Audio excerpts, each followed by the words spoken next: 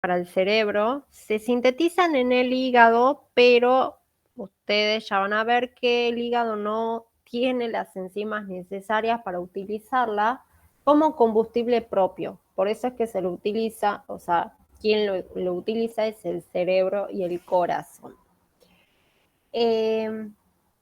Normalmente se producen, como les dije, en el hígado, en las mitocondrias, ¿sí?, de los hepatocitos, y se da principalmente por cuando ustedes tienen una ingesta alta de lípidos, alimentos ricos en lípidos y que sea a su vez baja en carbohidratos, o sea, tengo mucha concentración de ácidos grasos, en una diabetes no controlada adecuadamente y lo que se conoce como inanición, que no sé si ustedes saben lo que es la inanición, pero ¿alguien sabe lo que es?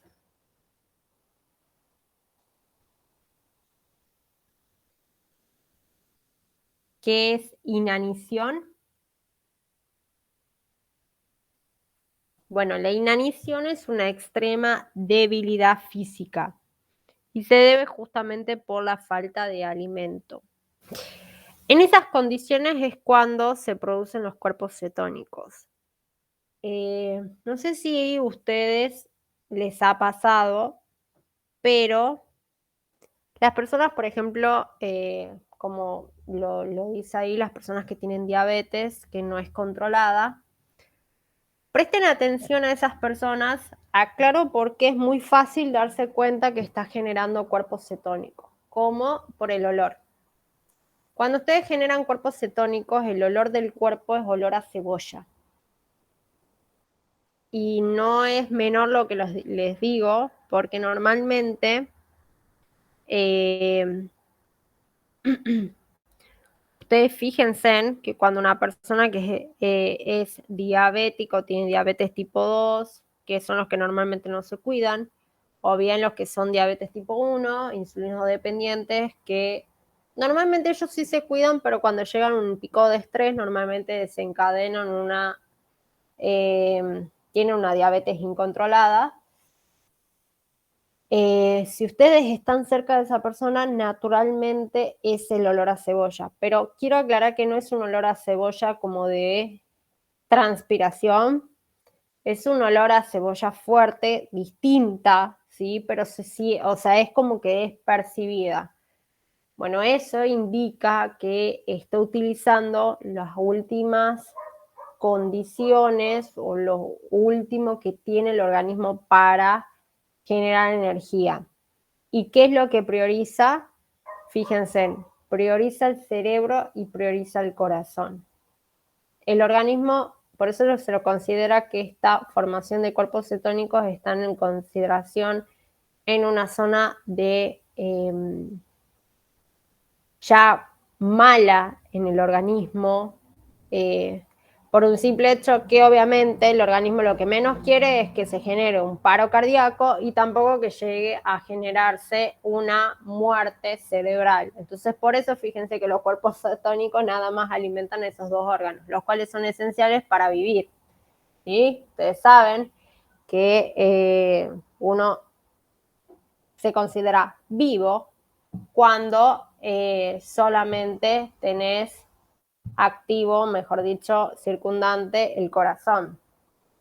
Porque normalmente ya cuando haces muerte cerebral sos considerado una persona sin vida, pero eso ya es tema aparte.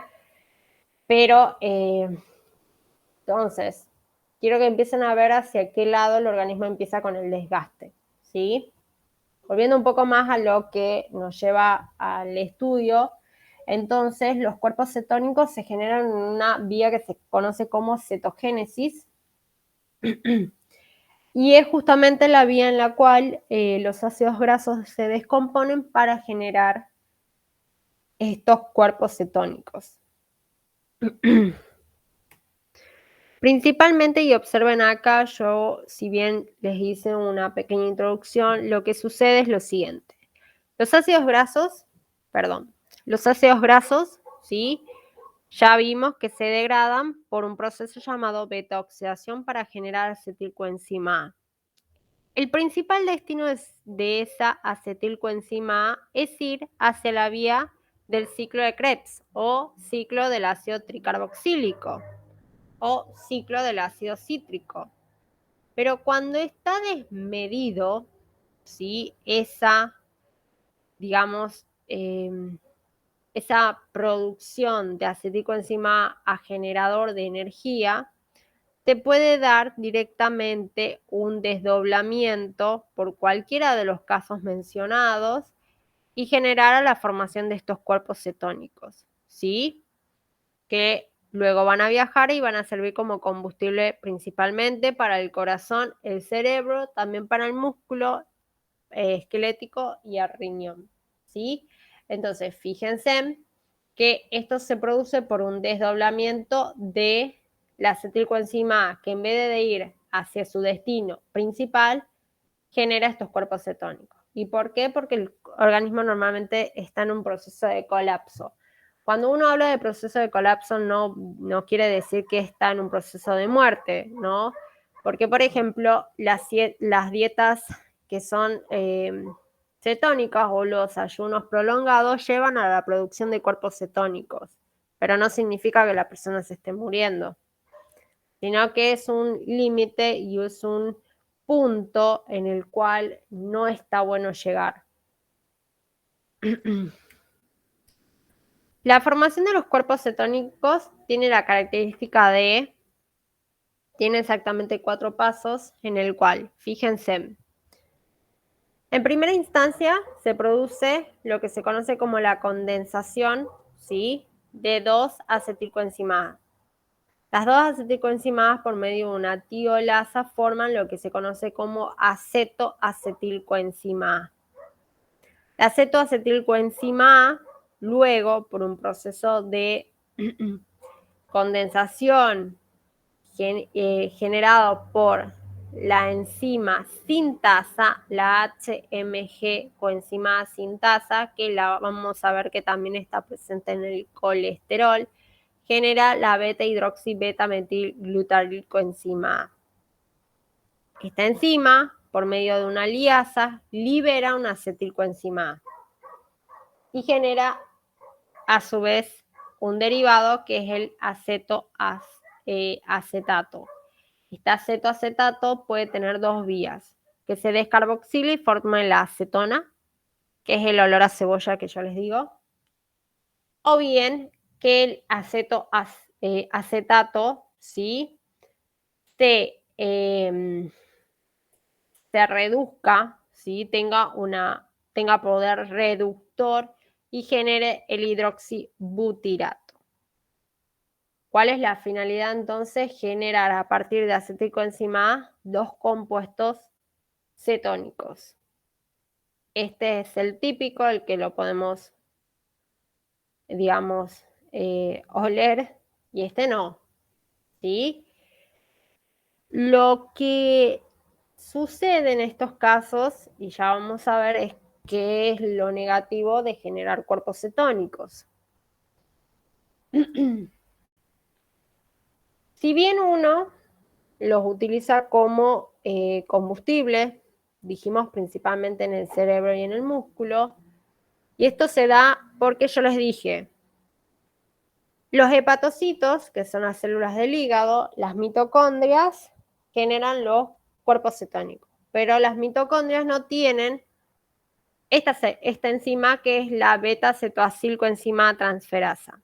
Esta enzima no la tienen, por lo tanto no pueden utilizar estos mismos compuestos como iniciadores para la obtención de energía.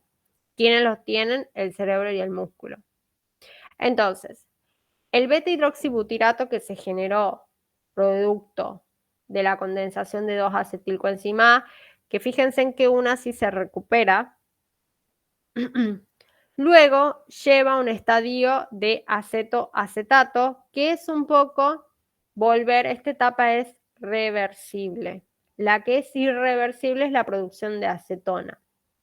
Y este es el que sí está, cuando uno produce acetona, está en un proceso medio de colapso del organismo, y por eso normalmente se lo puedo leer en aquellas personas que tienen diabetes. Cuando los niveles de glucosa en sangre están muy por encima y no hay forma de controlarlo, se produce esto. Y es cuando lleva a que, no sé si ustedes sabían, pero los pacientes que tienen diabetes, cuando les ponen bombas de insulina, ya no está bueno. Las bombas de insulina ya es algo mecánico externo en el cual se suministra insulina de manera tal que no lleva una velocidad que no es la que el organismo normalmente lo necesita. Por eso ahí es cuando están en un proceso en el cual si no te ponen bomba de insulina, y lo más seguro es que si tu cuerpo, digamos, genere en sí no la muerte, pero te puede dar una ACV, un montón de cosas, y sí te puede, o sea, puedes llegar a morir, pero este proceso ya es irreversible. Entonces, beta-hidroxibutirato, ¿sí? Por una deshidrogenasa, que es la misma que actúa acá, beta-hidroxibutirato deshidrogenasa, puede volver a su estado de acetato, y esta enzima que les dije que no está en el hígado, que es la beta-acetoacilcoenzima transferasa, lo que hace es transferirle, ¿sí?, la coenzima de la succinil a un intermediario del acetoacetato para generar así dos acetilcoenzima A, que van a entrar al ciclo de Krebs y van a producir energía. El succinato, si ustedes se acuerdan del ciclo de Krebs, es un intermediario que viaja hacia el ciclo de Krebs y también va a producir energía. ¿Qué se obtiene de acá? Del succinato se producen aproximadamente 5 moléculas de ATP, mientras que del acetato coenzima A se pueden obtener aproximadamente 12 átomos de ATP por cada uno, o sea, por cada acetilcoenzima A, o sea que en total, como tenemos 2, obtenemos 24. ¿Mucha energía? Sí, mucha energía para el organismo.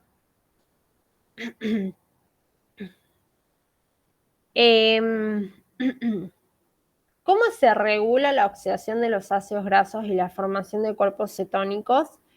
Esto va a depender netamente de cómo ingrese la acetilcoenzima a las mitocondrias, ¿sí? Ya sea que la enzima que acabamos de ver, la carnitina aciltransferasa 1, ¿sí?, si no está regulada, y va a ser un problema. Normalmente quien regula la carnitina es la malonilcoenzima A, que vamos a ver que la malonilcoenzima A es el primer paso para la biosíntesis. ¿Qué quiere decir esto? Que si el sistema está biosintetizando ácidos grasos, es poco probable que a su vez esté activando la vía degradativa, ¿sí? Entonces, si está biosintetizando, no va a estar activando la vía degradativa. Y viceversa, si el organismo está degradando ácidos grasos y no va a estar biosintetizando ácidos grasos. ¿Para qué? Si el organismo lo necesita gastar, necesita generar, ¿sí?, precursores, acetilcoenzima A, necesito energía. Eso también está dado por la disponibilidad del oxalacetato. Y por eso es muy importante, chicos, que ustedes ya tengan estudiado el ciclo de Krebs. Si ustedes se acuerdan, en el ciclo de Krebs, el oxalacetato se une a la acetilcoenzima A para formar citrato, que es el primer paso del ciclo de Krebs. Si el oxalacetato está colapsado, ahí es cuando se produce todo lo demás, que el ácido graso, la acetilcoenzima no vaya a generar ciclo de Krebs, que vaya a generar cuerpos cetónicos, que la acetilcoenzima empiece a biosintetizar, a almacenar como tejido adiposo. Entonces, no todo en exceso está bueno. Está bueno si uno lo ve en compensación, obtengo un montón de energía, si es verdad, pero no está bueno desde el punto de vista que ahora lo vamos a ver en la biosíntesis, todo lo que genera el desgaste y cómo la vía del metabolismo de lípidos tiene una tal controversia porque activa millones de hormonas. Las hormonas empiezan a estar como locas porque empiezan a estar en un estado de ¿qué hago? ¿Te activo esto? ¿No lo hago? Todo eso ya lo entienden en integración metabólica, integración de metabolismo. Entonces, importante esto y se los recuadré porque puede ser pregunta de parcial. ¿Cuál es una de las, digamos, limitantes para que se dé o la beta oxidación o bien que yo incorpore los ácidos grasos en una ruta biosintética en forma de fosfolípidos o de triacilglicerol? Va a depender netamente de la disponibilidad del oxalacetato. Si está colapsado, no va a ir por el ciclo de Krebs. Y lo más, para que queden claro, lo más sano para el organismo es ingresar al ciclo de Krebs. Todo lo demás es no malo, pero tiene sus complicaciones. Y en algunos casos, si es en exceso, tiene, digamos, los puntos de colapso del cuerpo. Esto nada más es a modo, digamos, de simplificar todo lo que vimos, de qué pasa cuando ingresa el ácido graso, los triglicéridos, un alimento rico en lípidos, ¿sí? ¿Qué es lo que pasa? Es nada más volver a decir que puede entrar una vía degradativa, que se genera la beta-oxidación acetilcoenzima A. ¿Qué le puede pasar a acetilcoenzima A? Ir al ciclo de Krebs. ¿Qué pasa si no va al ciclo de Krebs? Y bueno, puede ir a la formación de cuerpos cetónicos, ¿sí? ¿Qué pasa en la formación de cuerpos cetónicos? ¿Qué genera el beta-hidroxibutirato o la acetona, que es un paso irreversible? Así es como ustedes lo tienen que saber, como yo se lo estoy contando ahora, digamos. No me sirve que se los aprendan de memoria, sino más que nada empezar a pensar hacia qué lado puede ir el compuesto que se está formando, ¿sí? Les dejé algunos conceptos claves, ¿sí? Es un mínimo resumen, no resumen porque más que nada es como para unos pequeños tips de lo que se vio en la primera parte y ahora sí empezamos con la segunda parte. ¿Duda de degradación?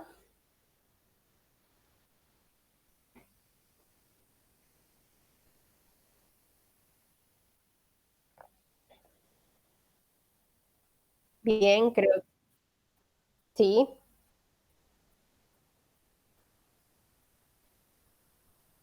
Bueno. Si no hay dudas, si no igualmente el jueves en la clase de consulta, repaso, sí, nuevamente se los puedo contar de la misma forma que se los estoy contando ahora, ¿sí? Ahora bien, ya vimos degradación, ahora vamos a sintetizarlos, a biosintetizarlos. Para la síntesis de ácidos grasos, ¿sí? Tenemos tres etapas. Una es que se produzca una transferencia de la acetilcoenzima A en el citosol. La segunda es la carboxilación de la acetilcoenzima A. Y finalmente tenemos el ensamblado de la cadena de los ácidos grasos. Bien. Cuando uno habla de la transferencia o de cómo obtener, ¿sí?, acetilcoenzima A en el citosol, uno lo puede obtener a partir de una degradación de aminoácidos, ¿sí?, productores de acetilcoenzima A. Esto se conoce como per se, ¿sí?, insuficiente per se. Per se es del sistema basal. Lo segundo es la producción de acetilcoenzima A por la oxidación de los ácidos grasos en la matriz de las mitocondrias y después por la glucólisis, ¿sí?, en la cual se genera el piruvato y el piruvato luego puede ser convertido en citrato hasta la obtención de la acetilcoenzima A. ¿Qué es lo importante y lo que se requiere para que haya una buena síntesis de ácidos grasos? Poder reductor en forma de NADPH y a su vez acetilcoenzima A, que va a ser el precursor. La carboxilación de la acetilcoenzima A es el paso limitante para que se sintetice. Ustedes van a observar, hay una enzima, que es una enzima muy peculiar, llamada acetilcoenzima A carboxilasa. La acetilcoenzima A carboxilasa se caracteriza porque tiene un dominio biotina, que el dominio biotina es dependiente de dióxido de carbono. A grandes rasgos lo que suele pasar es que la enzima, ¿sí?, toma bicarbonato, que va a ser el dióxido de carbono, lo transforma en dióxido de carbono y esa molécula, que es la que está acá hay un dióxido de carbono, ¿sí?, que está unida a esta enzima, lo que hace es entregar el dióxido de carbono a la acetilcoenzima A y generar lo que se conoce el primer precursor de la malonilcoenzima A. Una vez generado eso, se separa la enzima y libera a la malonilcoenzima A. Este compuesto es el que les acabo de decir, que es el inhibidor de la vía degradativa. ¿Por qué? Porque ahora me está indicando que se está por sintetizar, biosintetizar. Si se genera malonilcoenzima A, significa que los ácidos grasos se están por sintetizar. Y todo a partir de acetilcoenzima A, que se une a esta enzima, la acetilcoenzima A carboxilasa.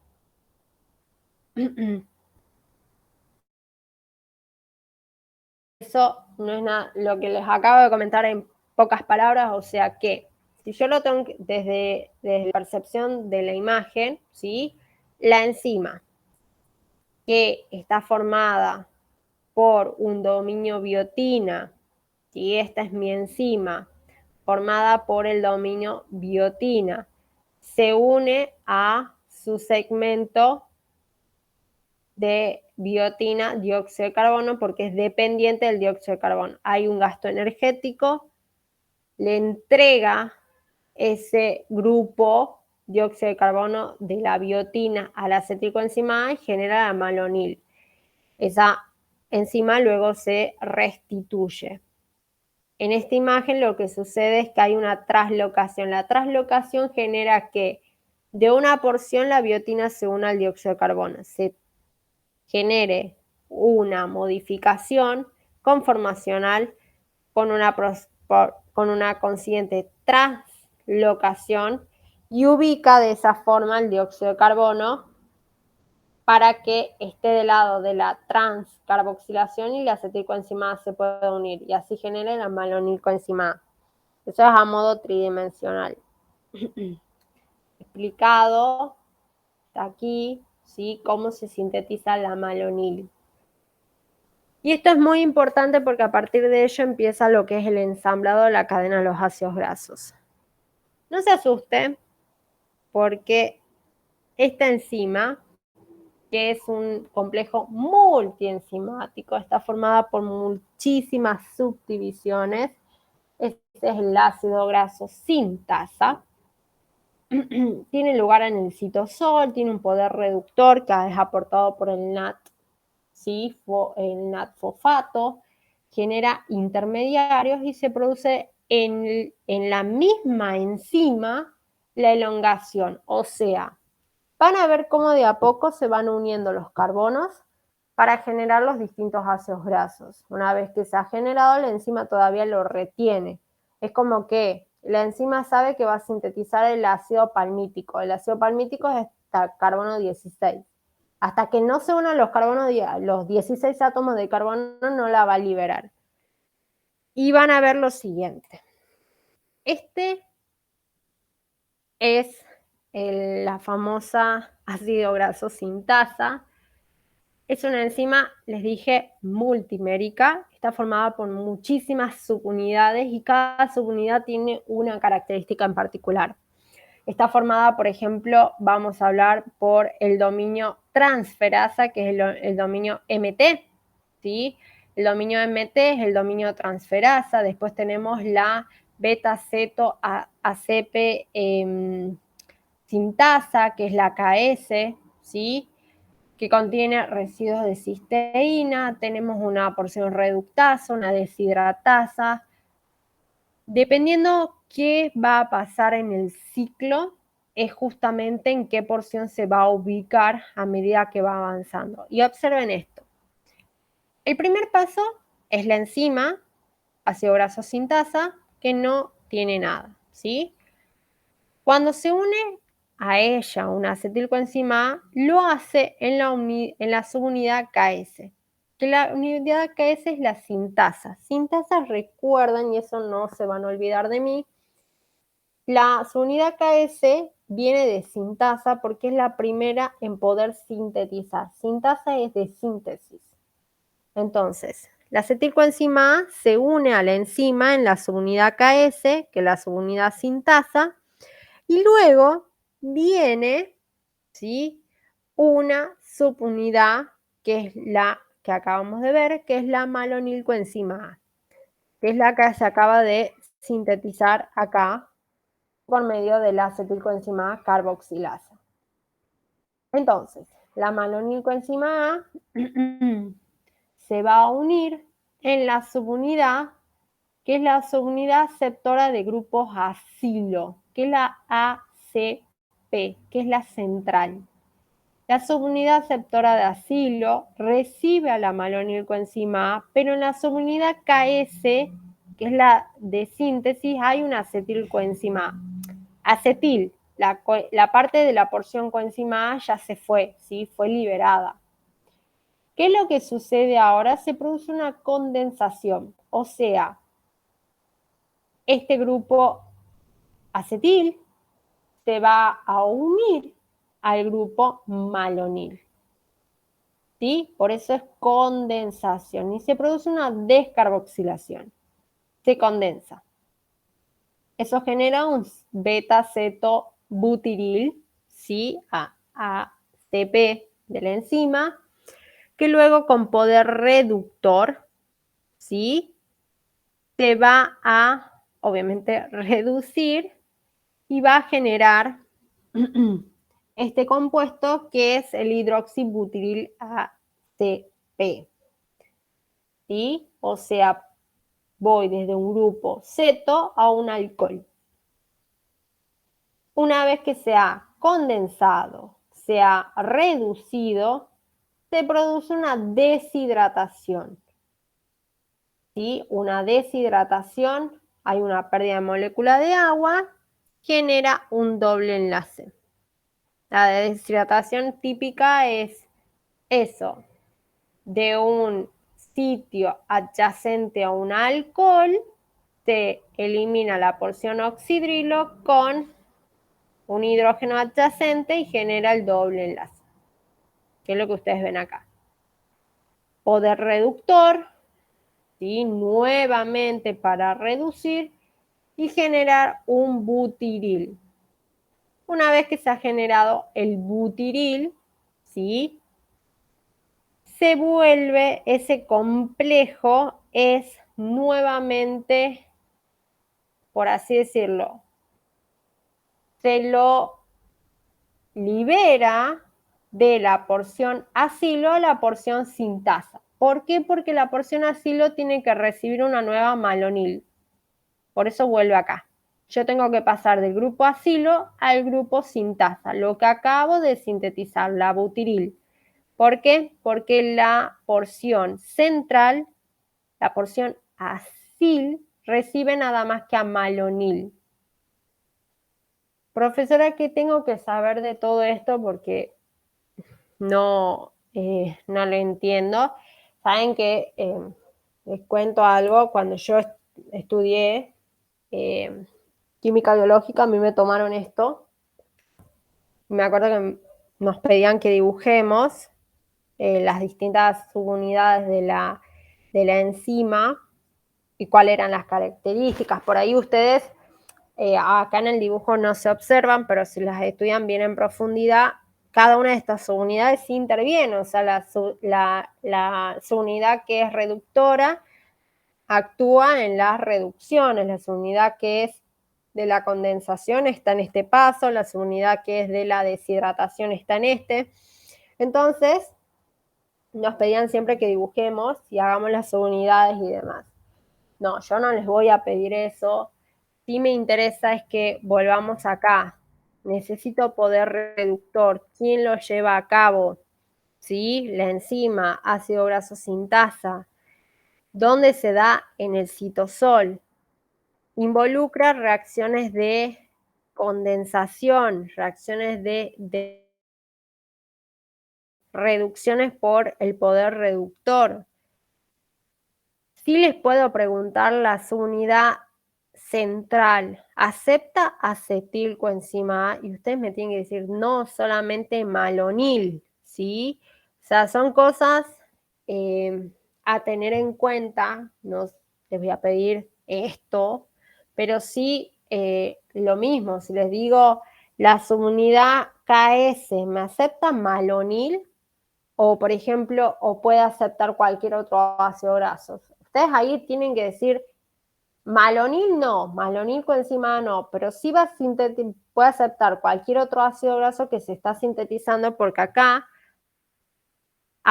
el primero es acetilcoenzima A, pero cuando ya empieza a elongarse la cadena, después acepta butiril. Después de butiril va a aceptar otro ácido graso con 2 átomos de carbono más, y así sucesivamente. Entonces, la subunidad KS en realidad acepta acetilcoenzima A y acepta los ácidos grasos que se van sintetizando en la misma cadena de elongación, ¿sí? Mientras que la unidad central, la unidad ACP, solamente acepta malonilcoenzima A. ¿Bien? Solamente eso para tenerlo en cuenta. Obviamente esto para el parcial es así, ya en el final ustedes saben que en el final ya es diferente. En el final no les voy a pedir que grafiquen, pero sí más específico, dónde se lleva a cabo la condensación, si hay una deshidratación y demás. Pero para el parcial no, solamente tener en cuenta porque puede estar como verdadero y falso, ¿sí? Todo eso de las unidades, de cómo se llama y explicado los pasos llevados a cabo, ¿sí? Está explicado en esta diapositiva, cómo se llaman los distintos dominios de la enzima, ¿sí? Se los dejo más que nada a modo para que ustedes lo tengan, pero les dije con lo que les acabo de comentar ya es más que suficiente, ¿sí? Y ahora bien, si uno tiene que hacer la estequiometría para la síntesis del ácido palmítico y tiene que hacer una reacción global, ¿sí? Se requiere de 8 acetilcoenzima A más 7 moléculas de ATP para generar una molécula de ácido palmítico. ¿Ven cómo la biosíntesis no es tan sencilla? Nosotros degradando sí obtenemos mucha energía y todo lo demás, pero el gasto energético para producir un ácido graso es importante, digamos, es real, es un gasto energético para el organismo en el cual el organismo no prefiere hacer acetilcoenzima A, hacer otra cosa, o sea, utilizarla en el ciclo de Krebs y no venía a sintetizar ácidos grasos. Obviamente, vuelvo a decir, ¿cuándo se va a sintetizar ácidos grasos? Y cuando estemos por fuera de la dieta. El ejemplo más claro, cuando yo estoy por fuera de la dieta y estoy consumiendo muchas comidas grasosas, y va a llegar un punto que el organismo te va a decir, ya no puedo generar más energía, y bueno, voy a depositarlo. ¿Cómo? Y lo voy a sintetizar. Y ahí se empieza a generar el tejido adiposo. ¿Sí? Muy bien, y esto No se preocupen porque esto tiene que ver con integración metabólica, ¿sí? Cómo la insulina lleva a hacer, o mejor dicho, voy a hacerlo de manera más genérica, cómo las hormonas intervienen en las distintas vías metabólicas.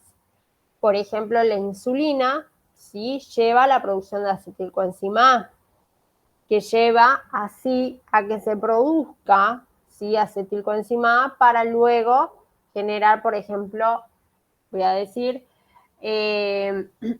energía, ¿sí? Como la epinefrina es el caso inverso, lleva e inhibe que se genere la ruta biosintética de los ácidos grasos.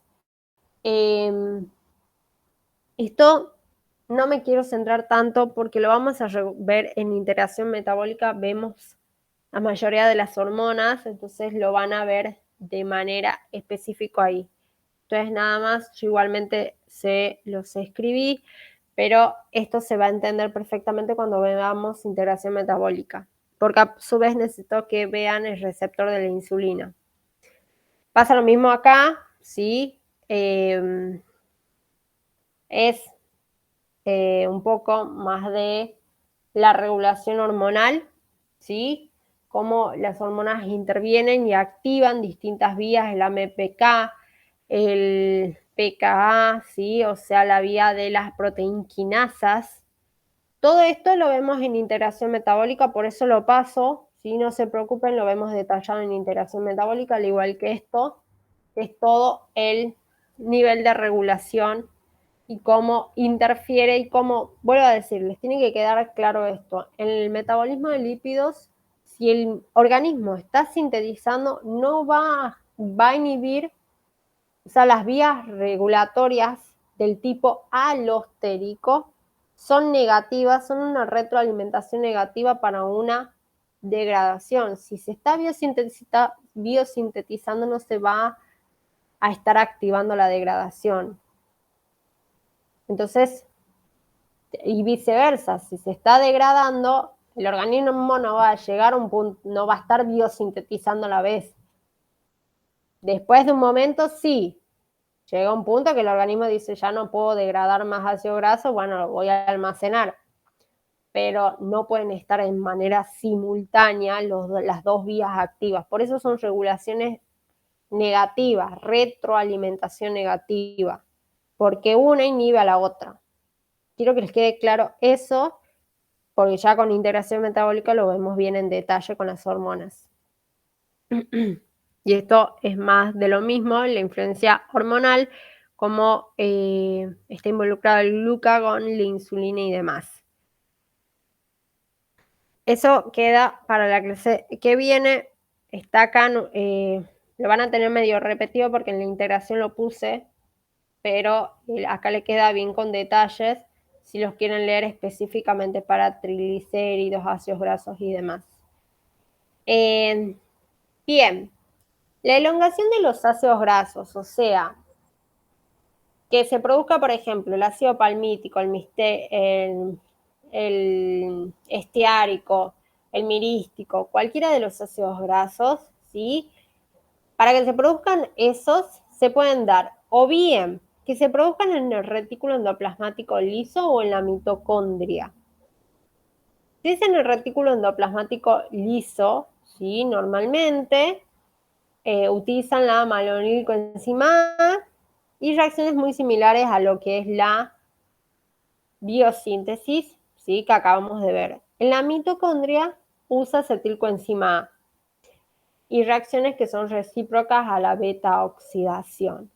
O sea que si yo les tengo que preguntar, lo que acabamos de ver, o sea, el paso de recién de la ácido graso sintasa, que usa malonilcoenzima A, era un ejemplo de la síntesis de ácidos grasos en el retículo endoplasmático. Ojo ahí, si usa malonilcoenzima A, se está sintetizando en el retículo endoplasmático de la célula. Si no, no. Si usa siempre acetilcoenzima A y va produciendo y un aceticoenzima A y después vuelve a traer de manera recíproca aceticoenzima A, pero no usa malonil, estoy en la mitocondria y tiene procesos muy similares a la beta-oxidación. Característica ahí como para tener un poco en cuenta, sí es importante saber que la elongación en las mitocondrias no es tan usual, ¿sí? Es menos activa. Normalmente la elongación y la síntesis de los ácidos grasos se da en el retículo endoplasmático, ¿sí? Por el proceso de la ácido graso sintasa. Poca cantidad de ácidos grasos se sintetizan en las mitocondrias. Recién vimos que normalmente en las mitocondrias se generan, por ejemplo, cuerpos cetónicos. Se degradan los ácidos grasos. Tenemos la lanzadera de la carnitina que incorpora ácidos grasos hacia la mitocondria. Entonces, normalmente los procesos degradativos de los ácidos grasos se llevan a cabo en la mitocondria. No quiere decir que no sean exentos o que estén completamente exentos de una síntesis. Se puede dar una síntesis, pero es en menor medida. Normalmente la síntesis se da en el retículo endoplasmático. Y muy bien. Volvemos al mismo concepto que recién. Los ácidos grasos son buenos, son estructuras simples porque están formadas por carbono, hidrógeno y oxígeno, pero digamos, lo malo que tienen es que están en sus versiones saturadas e insaturadas.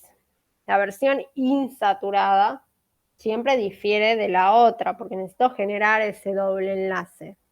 Entonces, una vez que se genera el ácido palmítico de 16 átomos de carbono, y esto es lo que yo les comenté, se puede dar una desaturación, que una desaturación no es nada más y nada menos que, ¿qué sería una desaturación? Piensen en orgánica, de pasar de un compuesto que tiene un solo enlace a un compuesto que tiene dos doble enlace. Una desaturación. ¿Cómo se forma el doble enlace? El doble enlace se forma porque hay una pérdida de átomos de hidrógeno, una deshidrogenación. Una deshidrogenación es una desaturación.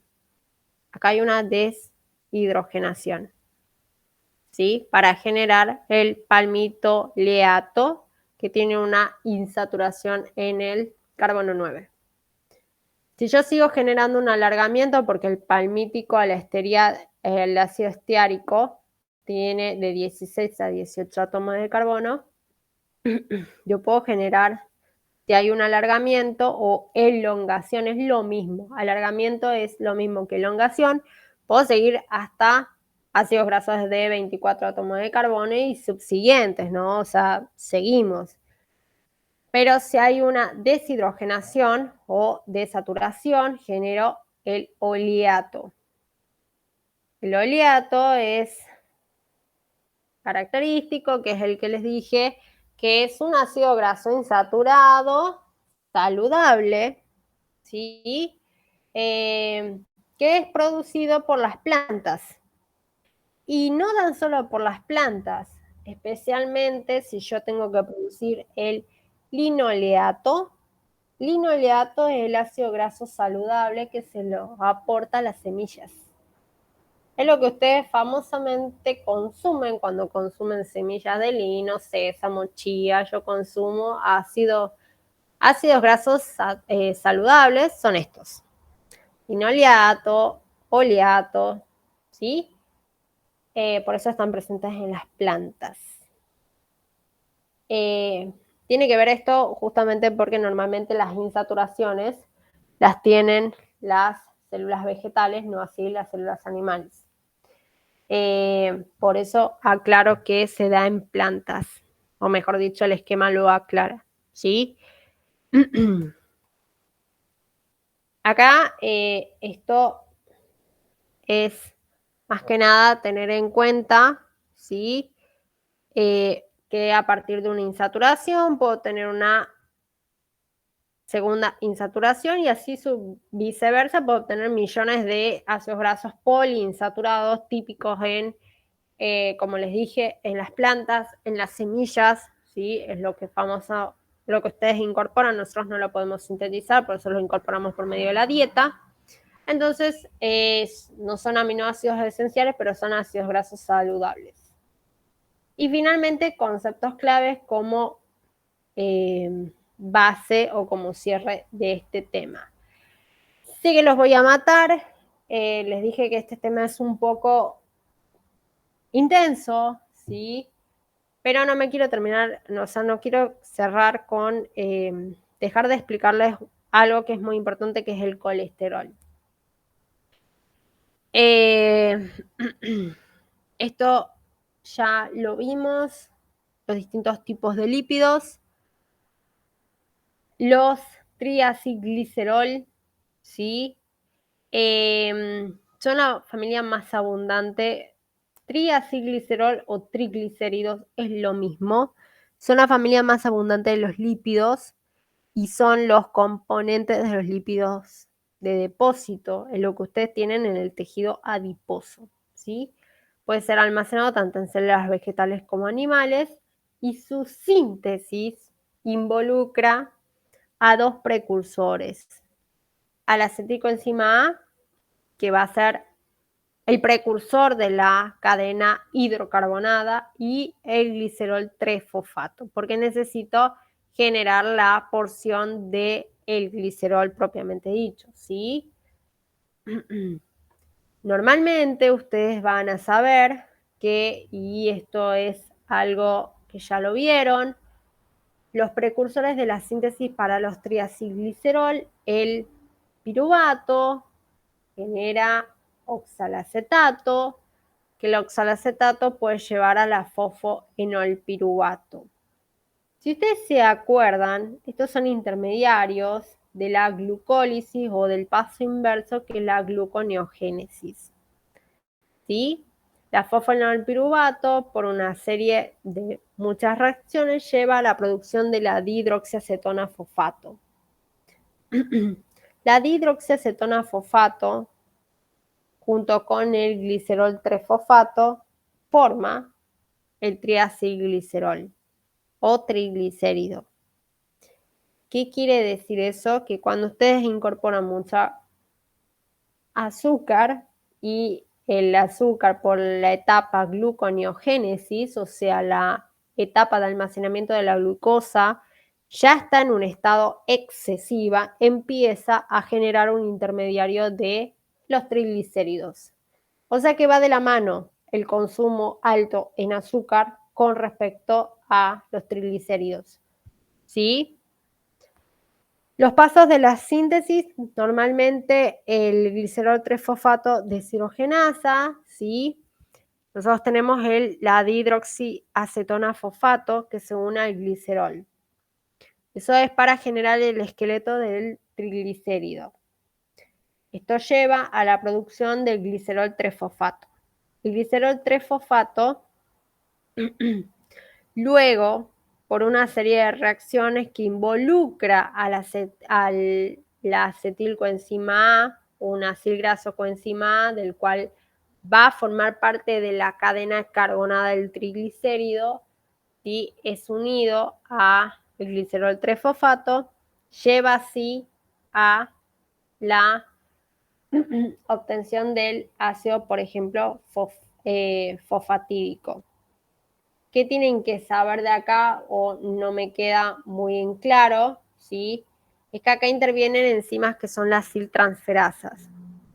Las aciltransferasas pueden esterificar al carbono 1 y es muy presente en los ácidos grasos saturados, y las aciltransferasas que esterifican al carbono 2, que son en los ácidos grasos insaturados. Particularmente, nada más me interesa que ustedes conozcan que los precursores de los triglicéridos es el dihidroxiacetona fosfato con el glicerol.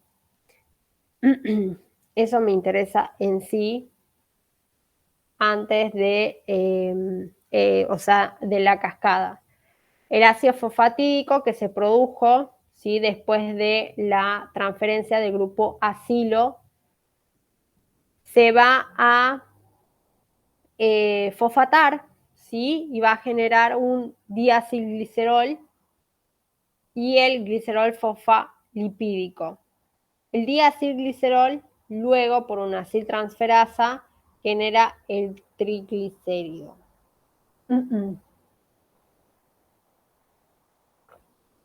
Esto, vuelvo a decir, solamente me interesa porque después se lo ve más adelante, o sea, en otras materias, que sepan los precursores, de dónde se forman los triglicéridos, ¿sí?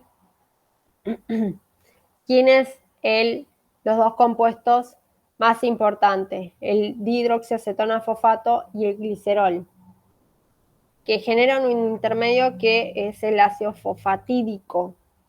Y el ácido fosfatídico lleva a la obtención del triacilglicerol o triglicérido y un glicerol fosfolipídico. Así como se los cuento es como me interesa, ¿sí? Obviamente las aciltransferasas es esta, ¿sí? Es esta enzima que está acá, la aciltransferasa, son las que yo les puse que si esterifican en carbono 1 van a obtener un ácido graso derivado, saturado, y si esterifica en el carbono 2 es un ácido graso insaturado.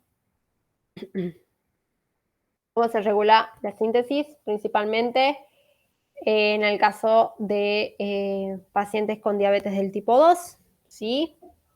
Al haber una falla en la secreción de la insulina, obviamente eso ustedes ya lo saben, no usan la glucosa de manera adecuada, sino, y tampoco pueden en realidad sintetizar ácidos grasos a partir de carbohidratos o de aminoácidos. Entonces, en esos casos, la insulina lleva a la activación y a una producción de los triglicéridos, que yo se los voy a contar cuando veamos interrelaciones metabólicas un poco. Tiene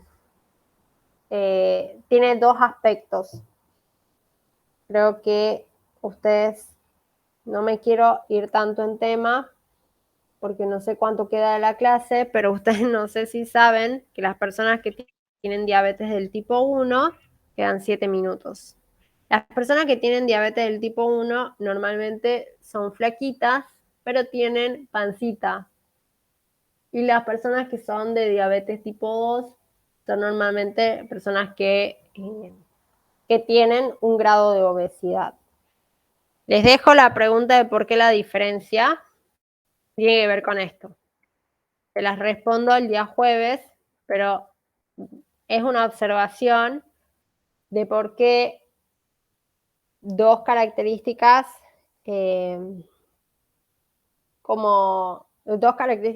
digamos, de la persona, ¿sí?, del aspecto físico, es muy diferente cuando la diferencia en la enfermedad está que uno no produce nada de insulina y el otro produce, pero en condiciones muy escasas, o sea, las condiciones no son las necesarias. El 75% de los ácidos grasos que están liberados por la lipólisis se van a restrificar para formar los triglicéridos. Eso es en lugar de utilizarse como combustibles, o sea, lo que acabamos de ver, de decir para la degradación de ácidos grasos, que genera mucho ATP, sí, genera mucho ATP, pero el 75% se va a la vía de la síntesis de los triglicéridos. Por eso le dije que no está tan bueno, si bien genera mucha energía, pero es un precursor para aumentar los triglicéridos y generar un aumento en el tejido adiposo. Y nuevamente, ustedes ya hemos visto que para recién, cuando vimos la liberación de los ácidos grasos, es como que el mismo tejido adiposo, los mismos triglicéridos que uno está sintetizando, que los obtiene de los ácidos grasos, ¿sí?, de la lipólisis, los almacena en triglicéridos. Y después ustedes saben que cuando las lipasas que es lo que acabamos de ver, las lipasas rompen, hidrolizan los triglicéridos a compuestos más sencillos como monogliceratos o ácidos grasos para liberarlos al torrente sanguíneo con la albúmina, es como una autorrenovación de su propio depósito, ¿sí? O sea, yo produje por degradación tantos ácidos grasos, de los cuales el 75% te lo deposito, lo dejo aquí y uso un 25% como energía. Cuando yo necesite posteriormente obtener energía de esas gotas lipídicas formadoras por triglicéridos, lo utilizo para obtener energía. ¿Cuándo pasa eso? Normalmente cuando es una persona que no consume dietas con ácidos grasos, ¿sí? Una persona que tiene una alimentación buena y llega un momento que empieza a gastar sus ácidos grasos, lo utiliza de esas gotas lipídicas que ella misma almacenó en un momento en el cual estaban en exceso.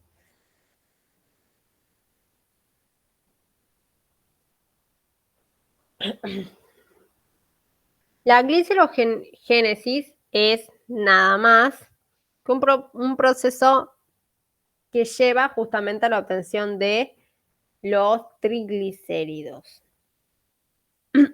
¿Cuál es el punto de control? Justamente en la formación del fosfonolpiruvato, ¿sí? El fosfonolpiruvato, si ustedes recuerdan, es también un derivado de la gluconeogénesis. Entonces, fosfonolpiruvato acá va a estar controlado, porque o me voy para la vía del almacenamiento de la glucosa o me voy a una vía de almacenar tejido adiposo. Eso es principalmente lo que me interesa que sepan cuál es el punto clave, que es este, en el ciclo. ¿Dónde está la regulación? En la fosfonolpiruvato carboxiquinasa. Hay también un control hormonal, sí, lo vemos en interrelaciones metabólicas, no se preocupen.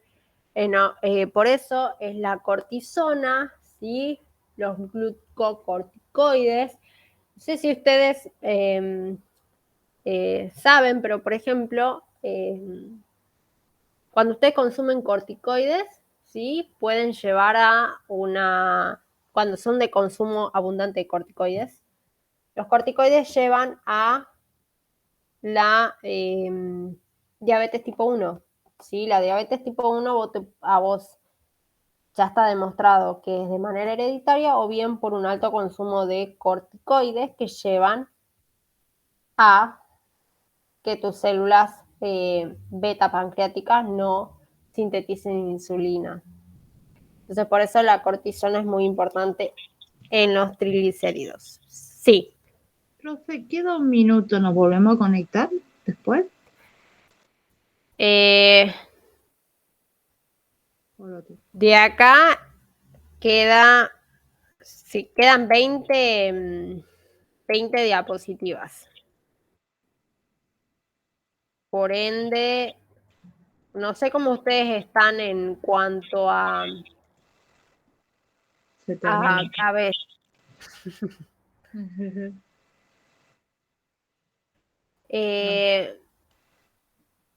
Como ustedes, o sea, si están bien para seguir, por lo menos hasta las 9